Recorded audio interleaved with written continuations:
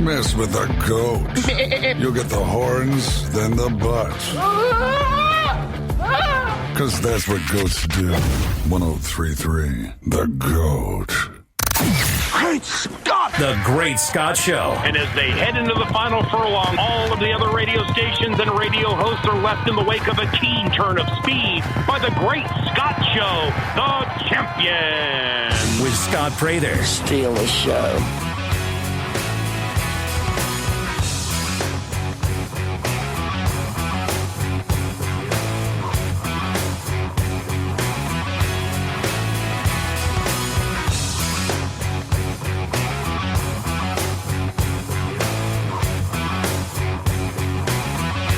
Hello, everybody. Good morning. Welcome into a Friday edition of the Great Scott Show. Friday, that means it's Give me all you got!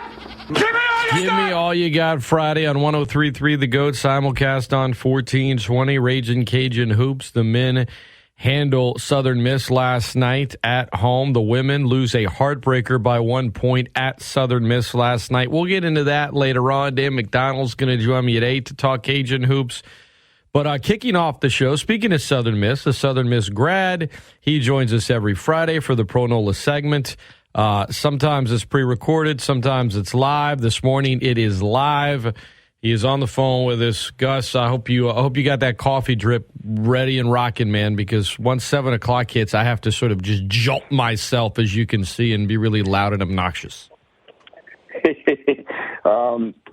Yeah, I'm good, man. It was interesting. I was listening to you say about the Southern Miss UL game, because a year ago I called that game at Southern Miss between the two, and it was a win by the Cajun event. So it's a tradition like no other. No, it's awesome, man. How you doing this morning? I'm good, man. I'm good. Cajuns, 75-61 last night. I remember last year, Coach Marlin was it was good, obviously, that Southern Miss and Marshall, joined the Sun Belt, but the Cajuns had these home-and-home scheduled with both Southern Miss and Marshall. And so they played 2 road games last year, and then they don't really get a return trip home because now they're just in conference, and so it just kind of goes into the conference schedule. But they did kind of get a pre-conference game a season ago, and look, it's you talk about college. It's so hard to win on the road in college basketball, and so much of it just has to do with the travel. I mean, most mid majors, the vast majority. They're not chartering flights all over the place, And so you play Thursday, you turn around, you fly out the next day, traveling. It's as you know, Gus, somebody that's had to travel a lot, doing play-by-play and whatnot in your career. It's not like traveling always just goes exactly as scheduled, and they're just, it's not even just a home crowd. It's not even just the idea that, they're going to yell at you or the dimensions in the court is different. A lot of it just has to do with fatigue. Now, in the NBA, it's a little different because, you in the NBA, you do have everything chartered, and it's nice. But the wear and tear, I mean, the Pelicans have stretches where they play, 5 games in 7 days, a number of stretches. Right. And they got this game tonight against Brooklyn, who before Wednesday had won 12 in a row. Brooklyn is one of only 3 teams in the league with a winning record on the road. Let me repeat that. There are 3 teams in the entire NBA with a winning road record. Every team in the Western Conference has is below 500, is 500 or below on the road. So, the Pels are 7-10 on the road, and they're about to go on a long road trip after tonight, but everyone's kind of struggling on the road. I know that there's home court advantage in the NBA, Gus, but what's the deal this year? Why is it as drastic as it is? Why do you have a Warriors team that, golly, they're 17-3 at home and 3-16 on the road? Yeah. Why is it so drastic across the league this year, you think? I honestly think, and, this is my first year back. I mean, it was 10 years ago that I did, Hornets, pregame and things of that nature. So, but looking at it and listening to what you just said, I think there's a lot of similarities in what it applies to there as well. I, again, go back on the experience of what I saw in doing Tulane basketball, in that, you do have a situation where, if you're traveling or if you're doing something where, it's hard to kind of get not only to rhythm, but just your body as well. I mean, I remember going on a road trip for Tulane and seeing Southern Miss there to fly out, because you can't fly for a road game essentially out of the Hattiesburg Laurel Airport. So, to your point, they're getting on a bus for 2 hours, getting down to New Orleans just to fly out to go whatever it is they're going to go play.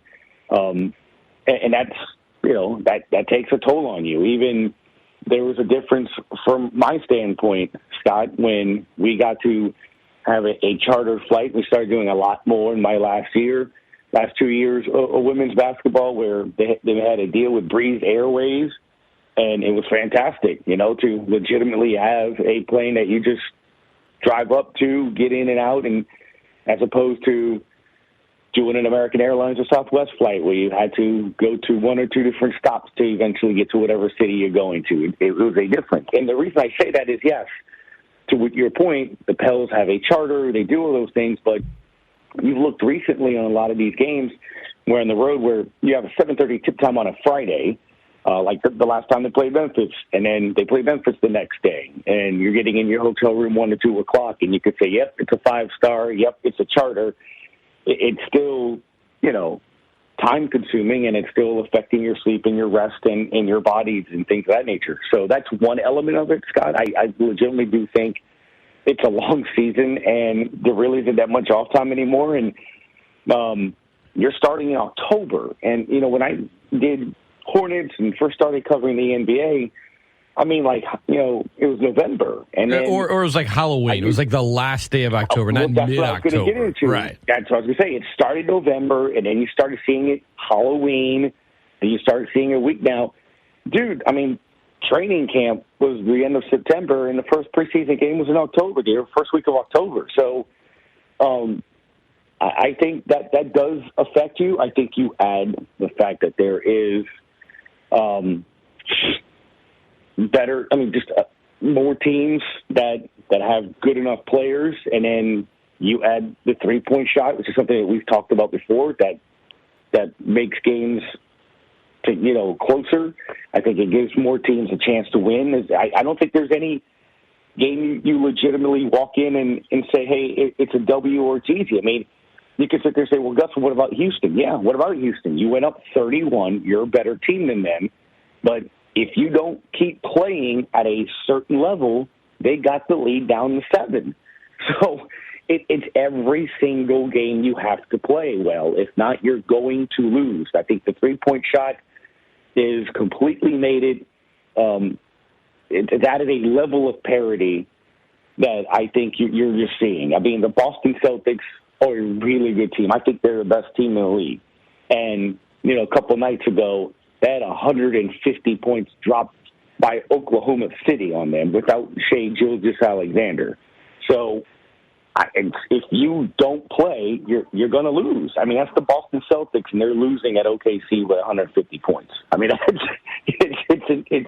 one of the most lopsided home wins for the Pelicans this year was when they were missing like 6 guys against Indiana a week and a half ago. They were missing so many players.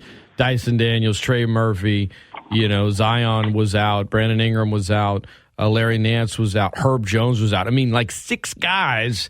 In Indiana, I get that they're not, the Boston Celtics, but, they have a winning record. They beat New Orleans earlier this year, and I think they just came in there like, okay, we don't have to really go that hard. I think that coupled with the load management era, and I think traditionally when someone thinks load management, they think, oh, well, it's the Warriors resting, not playing their star players. That's sort of that's the one that gets all the headlines. But there are various degrees of load management. All right, we're on the fourth game in 5 days. It's another back-to-back. It's a long. We're going to play this guy, but we're not going to tell anybody. But he's on a minutes restriction, right? Or we're gonna go deeper into the bench a lot earlier. We're not that I think, comes into play whenever you're a team that's, the Pelicans are about to be away from home for 10 days. And load management's going to come into play a lot more whenever you're a coach and you have players and your staff's being overly cautious. The Tom Thibodeaus and Nick Nurses, those aren't the majority of coaches in the league that are just going to run till all the rubber's off the tires. A lot of these coaches are thinking, look, we gotta be thinking March, April, May. And so, okay, yes, it's going to be a lot harder to win this game here tonight on the road, but might take it easy on a couple of guys depending on what my training staff. I think all of that comes into play, and that's why, outside of a couple of teams, every team in the league is 500 or worse on the road. Now, one of the teams that is good on the road is the Brooklyn Nets, who, they lost to the Bulls earlier this week, but prior to that, they had won 12 in a row. The Pelicans beat them back in the first game of the season, back in mid-October. We talk about early the season starts. It's been a while. They've kind of Kevin Durant, Kyrie Irving. They've got a lot of good things going. Then you have the Pelicans, no BI, no Zion, maybe no Larry Nance, but the big one, no Zion. And seems like anytime the Pelicans get flexed on a national TV, Zion's not available to play. What do you anticipate tonight where, the Pelicans, their last home game before the rigorous road trip, as we said, against, one of the hottest teams in the league. The Nets are a 4.5-point favorite, but the Pels have been just a different animal at home, and they've shown that they can win games without their star players. So what is the proper expectation for a game like the one tonight where no BI, no Zion, no Larry Nance, maybe no Billy Hernan-Gomez?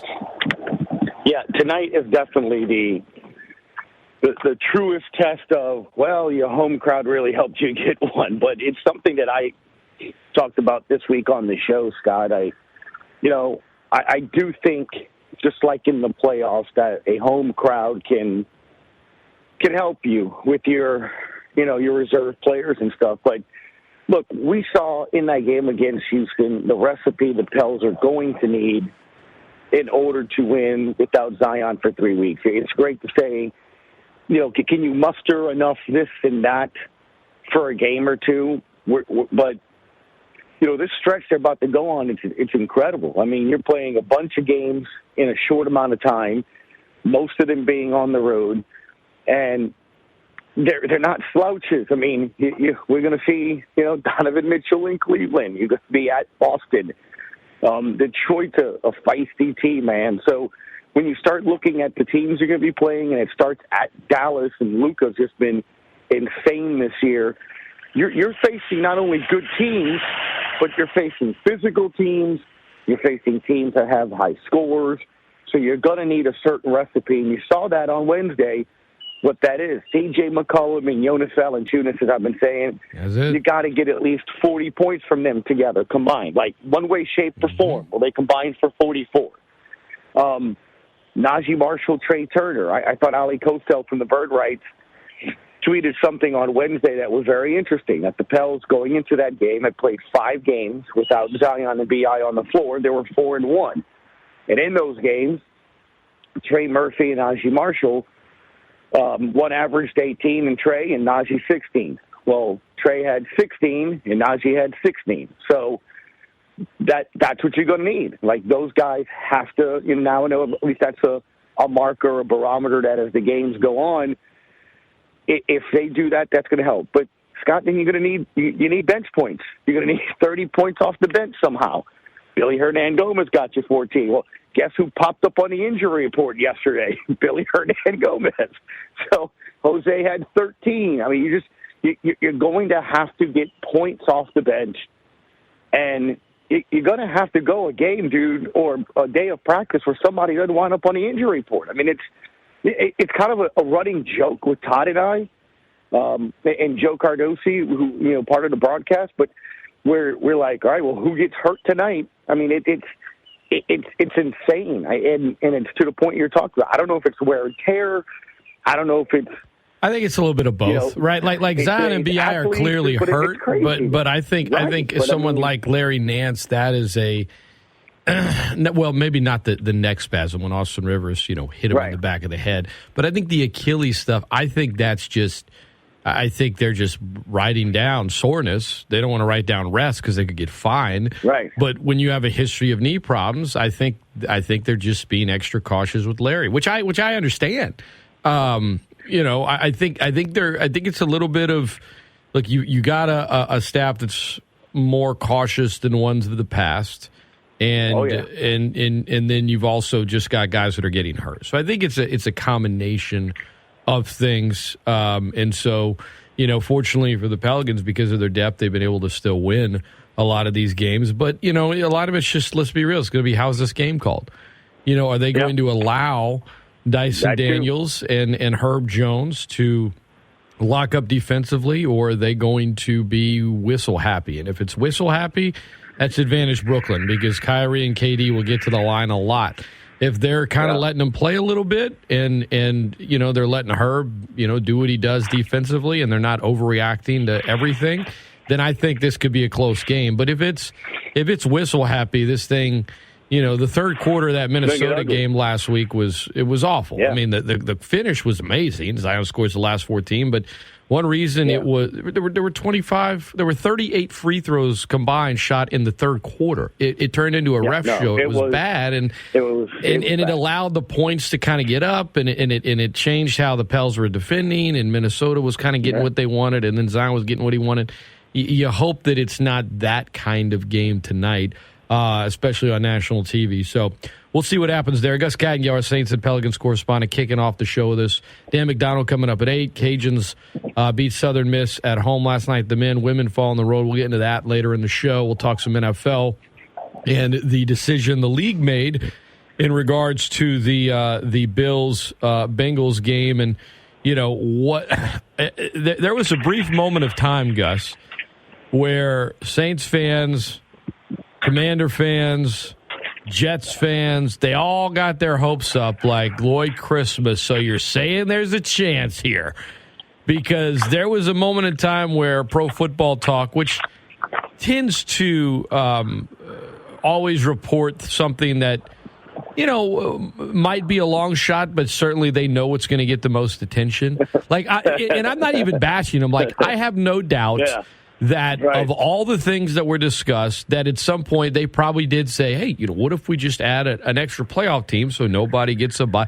I don't doubt that was discussed, but as soon as I read it, I'm like, yeah, it probably was brought up, and then it probably was just kind of quickly put to the side, no, we're not doing it. But as long as that's your lead in, you're going to get the clicks. You're going to get people talking about it. You're going to get fan bases excited, and it worked. Right. Last night, the NFL popped that bubble, as I expected that they would. And now, I'm not going to get into all of the potential scenarios, but you're looking at potential neutral sites for an AFC championship game. That's kind of the very, very, very Cliff's Notes version of it. But they're not going to have 8 teams in each playoff, which, as much as I would have loved triple header Saturday, triple header Sunday, Monday night doubleheader, that would have been a lot of fun. It ain't happening. If you're the Saints this week, you're playing in one of these games that, from the outside, people will say it doesn't mean anything. Its impact will determine where the Saints finish in the division. They'll finish either second or third, which will impact 3 of their games next year in terms of who their opponent is. It'll impact their draft standing. I get it. They don't have a first-round pick, but their draft standing in the other rounds. Outside of those obvious things, right? I mean, that's just the stuff that you can literally look at and say, okay, this is what it's going to impact in the future. This draft position, these 3 matchups next year. Outside of that, how do you think Sunday's game impacts the Saints, whether you're looking at this game in a vacuum or whether you're looking at it beyond?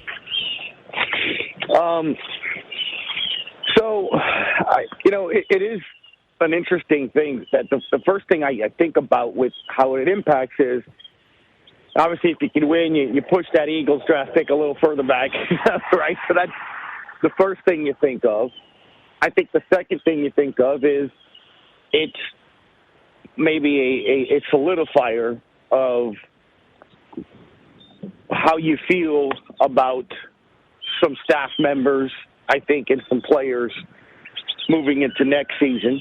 I mean, I don't think there's any logical way you don't at least think a tad differently than you did 4 or 5 weeks ago based on the team's performance. But as you and I talked about on Wednesday, and I mean, I'm telling you, all of my callers, they're like, yeah, I still ain't changed my mind about what a lot of the changes are. I mean, you still saw in those games, even in those wins, the things that this team still needs to do for next year. But I think it's from the most simplistic thing of a fan base. It at least gives you hope to believe that you're not that far away from being a competitive team. And look, Scott, I look at next year, and you want to talk about how the rumors are hot and heavy. You know, you're talking about the Sean Payton to Brady, and to the Saints one a week ago, to this week it's,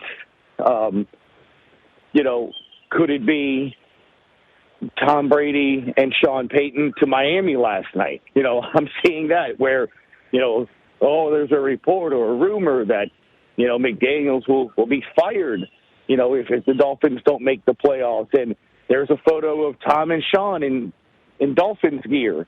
So then that got everybody on social media. Hey, how about a trade? We'll take McDaniels and Tua, and you can keep Brady and Sean. So you're going to see a lot of that. But I think when it comes to the Saints themselves and what you're looking for Sunday and why it matters, you listen to Dennis Allen. And I think you're starting to see in the last couple of weeks the Tampa game and out of the bye, and even people that I've talked to in the organization, you're starting to see, I think, what a lot of people see in Dennis Allen, if that makes any sense. And I thought it's been interesting in talking to people that are there every day, work with them, that they're saying, like, man, we wish that people kind of see who Dennis is and that emotion that you saw in the Cleveland, post-game locker room, and how, you see how much it does matter and mean. I mean, when just, 4, 5, 6 weeks ago, people were like, hey, can we get any kind of emotion from him? So I think it matters. I think it does matter because I think if, it's absolutely made the organization feel that he is the guy that they want to continue to go with moving forward. So I think this game, like the other games here in the last month, are evaluators for him, evaluators for the staff, evaluators for that roster. Who on an aging roster do you go with? Who on a roster that has question marks do you continue to think about it? And what I mean by that is just look at last week. I mean, last week's game, you essentially see Marcus Davenport get benched. I mean, it matters. It matters, right? Because he's a free agent. He was a first-round draft pick. Do you bring him back or not? Well, no. And I've been saying that since before the season. You don't. Well, there you go. Well, but that's what I'm saying. Like, that matters, right? That you see a guy in Granderson outplay him, look like it matters to him, and a guy that you are hoping to see some signs of life or something that makes you think, hey, this guy is my future. You're going with someone else in that game that your team is winning. So I do think that you look at, every game as an evaluation as to what you're moving forward. Because, Scott, it was my topic yesterday that it's changed, I think, an approach and a view of how I view this team moving forward next year. And it's the most obvious, and it's the thing that every single listener, for you or for me, probably thinks about when you ask the question, what's the biggest all-season question mark? And everyone's going to say quarterback. And I don't disagree. It is. But at the same time, I saw somebody tweet, 2 days ago, and it got me thinking about this team's line. Scott, there are massive question marks at defensive end, right? I mean, whether it's Peyton Turner or Marcus Davenport, the possibility that they're not going to be back, or, what do you think about them? Onyemata's a free agent. Davenport's a free agent. Turner hasn't been able to stay healthy. Your defensive tackle position is something you had to address regardless if everybody was healthy and back and Davenport was playing well. What are you doing with Cam Jordan? Is he retiring? Is he going to be a cap casualty? What if he comes to you and says, hey, look, I got a year left. Then I want to go into the NFL Network or whatever. I'd like to try to win a championship. So if you guys want to make some calls, I'd love Minnesota, San Francisco, KC, Buffalo, whatever, to where you can maybe get a draft pick for him. It ain't going to be a first, but, it's maybe something from that nature. So do you look at it from that standpoint? Is Landry coming back? Are you re-signing him? Michael Thomas? Maybe those decisions aren't even completely in your hands because they're dependent on who your quarterback is. Who your quarterback is can be dependent on your OC. I just think you have so many questions that you have to answer. But, man, the offensive lines and defensive lines really stand out to me. I mean, Ryan Ramczyk he was given off Wednesdays this year to rest, and he hasn't been healthy, Scott. It feels like almost 2 years now. Mm-hmm. At least a year and a half. So that's an area of concern for me. And that offensive and defensive line. So, Scott, quite honestly, and it's what I said yesterday, I'll take your opinion on it. I'm kind of in the camp of, you know what? When I look at that quarterback list of quarterbacks that could be available and all that stuff, welcome back, Andy. Draft a young QB. If I win 3 or 4 games next year, oh, well, too bad, so sad. I'm picking in a top 5. Caleb Williams, a lot of other QBs are coming out in 2 seasons. Embrace the suck if you have to next year. But I'm spending, all my draft capital that I have and whatever financial money I have on investing and working on my offensive and defensive line. I mean, that's just me. Because whether it's Derek Carr, Garoppolo, and some of these other quarterbacks that be on the market, they still have contracts, which means you have to trade for them because those teams aren't just going to give them up because there's other teams that need quarterbacks. The Colts, the Jets, the Bucks, Panthers. So, to me, I'm just saying, I'm going probably Andy or, Cooper Rush, whatever, at quarterback next year and try to build my D-line and offensive line for whatever quarterback I draft a year later because you're probably going to win 4 games. I mean, and I'm fine with that because the rest of the division is going to be in that boat unless, you look at another report and rumor this week where, hey, what about Tampa hiring Sean Payton and Tom Brady stays there because that's an already made team with some talent that can win. So I just, the more and more it looks like it, Sunday matters. Who am I keeping? Who am I maybe using as an asset or moving on with and maybe starting to kind of put those feelers out there for the fan base of, hey, guys, 2023 is going to not be a playoff or winning season. And that's okay because in 2024 you draft your quarterback rookie contract, you're back under the cap, you have some young assets, you have, some players that you can sort of build around, but we're fixing our D-line and offensive line in a division that I still think you can be competitive in, even by doing that. So that's me, and that's where I go. I don't know what the organization's going to do and if the fan base can tolerate that, but I just it seems like it makes more and more sense. That's why, Sunday still matters. Who am I keeping? Who am I not? Yeah, I mean, there's a lot to unpack there, but it's noon Sunday. It's the finale, Saints, Panthers, and what comes next. Last thing before I let you run your points on DA. Listen, I've said it for a while. I don't think he was going anywhere unless they just completely quit on him, which they never did. Right. I'm also not suggesting that he's definitely the guy, and it's almost like he is not. He has not made a, quote, fan out of me this year or huge supporter. I also am open-minded enough to know that while I don't think he's a great head coach based on history, I also know that if the Saints start, 5-1 next year, that everyone's saying he sucks, he needs to be fired, will be fully on board with the Saints.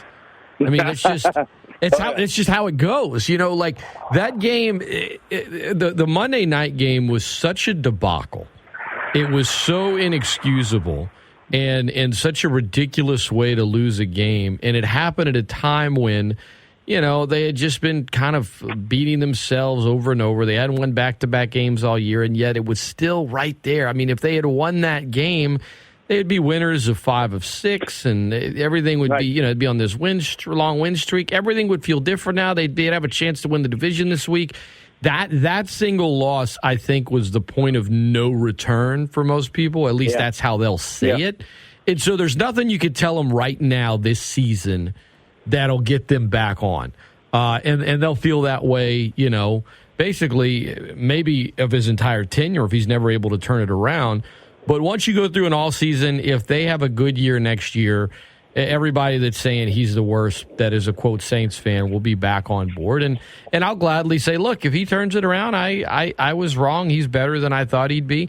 I don't think he's the guy, but I'm also not going to be closed-minded because, listen, they never quit on him. Maybe they can turn things around next year. Maybe it'll be better. I don't know. I get where you're coming from. I get where the fans are coming from. I get that there's nothing he can do right now. Once he lost that game on Monday night, there really was nothing he could do this season outside of somehow getting heck, they could have even gotten into the playoffs in some weird way, and it still wouldn't have mattered. So we'll see what happens, but don't look for a lot of Dennis Allen support in the offseason from the fan base because it ain't coming.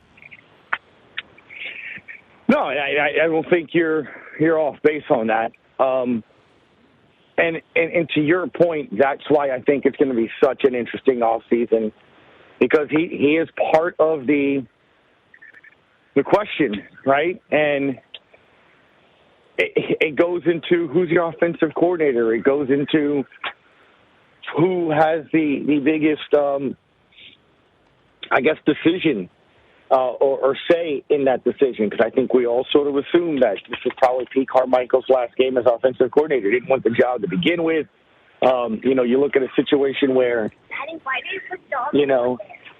it's kind of one of those things where you see them have to make some moves, not just because of appearance, but I think legit. I mean, look, as I said, why they have won a number of games in a row, Scott, you see still reasons why they're not a playoff team, right? I mean, not scoring in the fourth quarter, not scoring in games, the offense not finishing the job, field goals, not touchdowns, just different plays being caught. So you can still see that, but that's why when you look at that list of quarterbacks that came out this week that could be potentially available, and look, they're choosing two, right, to either be traded or to show up at free agent, and not knowing who the OC is going to be, not knowing what your philosophy sort of is. It all matters. What is the philosophy? What are you looking for? If we're sitting in that room next week, Scott, and you're a part of it, and Mickey Loomis says, I respect you, Scott. So what kind of offense should we run? Because that's going to determine what offensive coordinator you go after. And if you're an up-and-coming rising offensive coordinator, because the two names that keep coming up on our show is, man, go get Ken Dorsey, go get, Bieniemy. Well, those are the OCs for Buffalo and KC. Why are you leaving those teams when I don't even know who the quarterback is for the Saints? And they're young superstar quarterbacks are the teams they got. They're trying to get head coaching jobs. And I think it's going to be an interesting line of what OC you get to go with the head coach in Dennis Allen where he feels comfortable, right? I mean, is it an experienced ex-head coach where he maybe feels, hey, if I start out 0-3, 1-4 in the first 5, they just hand the team over to him?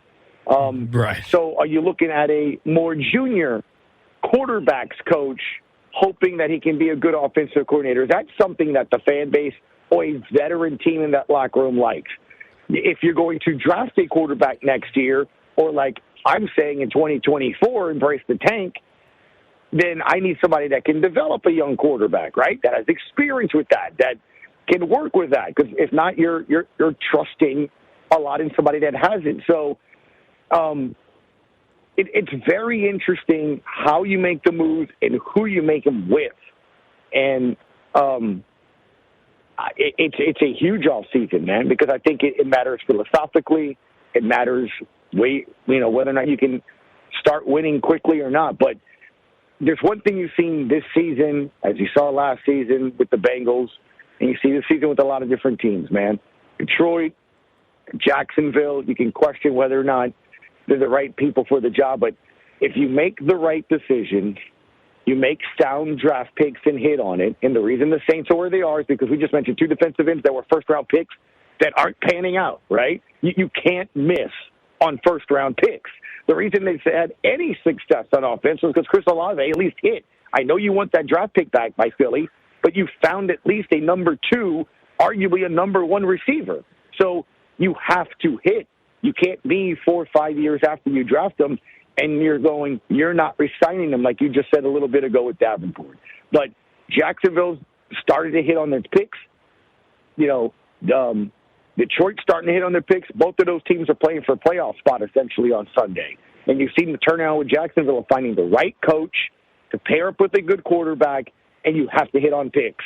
And then you can compete. So the NFL at least has it in place, unlike, Major League Baseball and other organizations, man, where if you draft right and you put the right people in leadership positions, you can come back in a year or two and be just as competitive, be a playoff team, and then you can, try to compete, man. So I don't think the Saints are that far off. They just have to make some smart decisions.